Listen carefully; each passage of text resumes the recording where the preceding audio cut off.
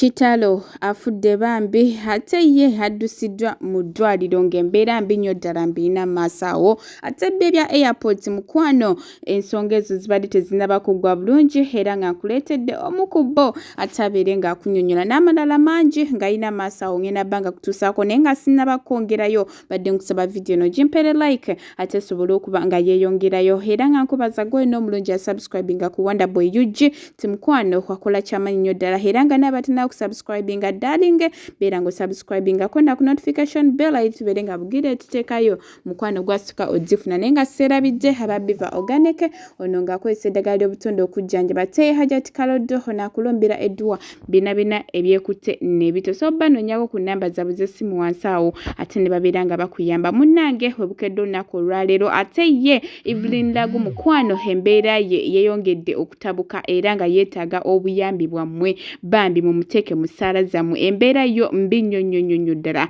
ate nga kasente tewaliiwo yeetaaga okuddusibwa mu ddwaliro ate babeere nga bamukulaakulwa nsonga yenayina azimbye emikono mu feesi buli wamu bambi mumuse mu ssaala zammwe ate essaawa zino akawungeezi ke Asiyah gwe tumanyi nga Asiyah wa Charles ate addusiddwa mu ddwaliro ng'embeera ye mbi nnyo ddala bambi mumusabireko embeera ye mbi nnyo era nga yeetaaga bambi naye essaala zammwe tetumanyi naye nga abasawo bagenda batubuulira mu maaso awo era nga nja bambi kutuusaako byonna bina ebinaabivuddeyo naye ng'essaawa eno kamaama bambi mukasabire ate kasobole okuba nga kateerera Charles naye mulwadde alina ekirwadde kye kimubala embirizi bambi ne Asiyah ate naye obulamu bweyongeredde ddala okukendera bambi kimaama mukisabireko ate kibeere nga kitereera naye ate kasuke nkutuuseko vidiyo eno ey'omusirikale ono ekyamutuukawo naye ku airport ate male nkwongereyo n'amawulire gaffe amalala. Nange lumu nafunako obuzibu awo ku airport nali nkulira kugaba passport kati bamanyidde ng'enyambadde uniform kati olunaku lumu nali ntambula of course sibeera mu uniform tebamanyi ati banatuuka awo omuntu wabweru wa airport agamba kandabe passport yo nenjimuwa nagamba eno passport kirabika si nnungi nnyo eriko damage n'olwekyo olinamu nga $10 ekya ngamba nzagaba passport ono zamanyi passport enungi netali nungi naye omusajja nga ayagala mu esente akati nemukwata omukono nemuyingizamu kwesente so n'olwekyo ebino ebintu abantu bebadde boogerako ebisinga bituufu lwakuba nti abantu abamu kati batandise okukikolera mu katemba batandise okukola mu katemba abalala batandise okukolamu bakitingiramu naye nga ebintu ebisinga abantu babadde bafuna obuzibu omuntu ajja ku airport okwo mwami Siraj tulinako ebitongole biwerera ddala bisinga mu 10 ebitongole ebikola ku airport tulinawo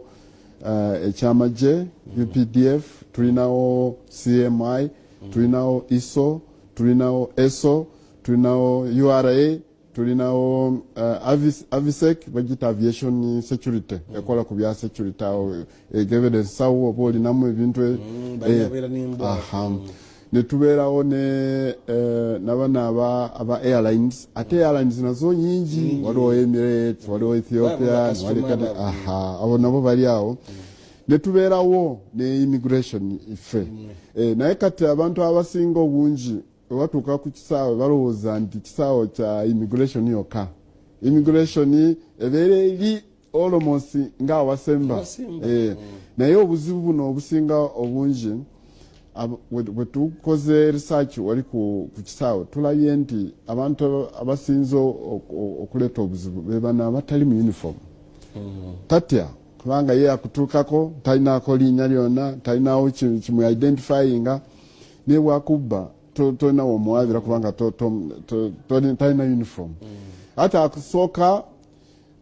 group esooka n'akuleeta n'akulengeza omuntu ayambadde uniform ayinza okulengeza wa immigration nti oli officer ayagala sente bweziti naye nga nakulaganako n'atambula n'agendayo owoli officer n'abeera nga amubuuzaako awo mpolampola n'akomawo agamba nva kumugamba agambye $2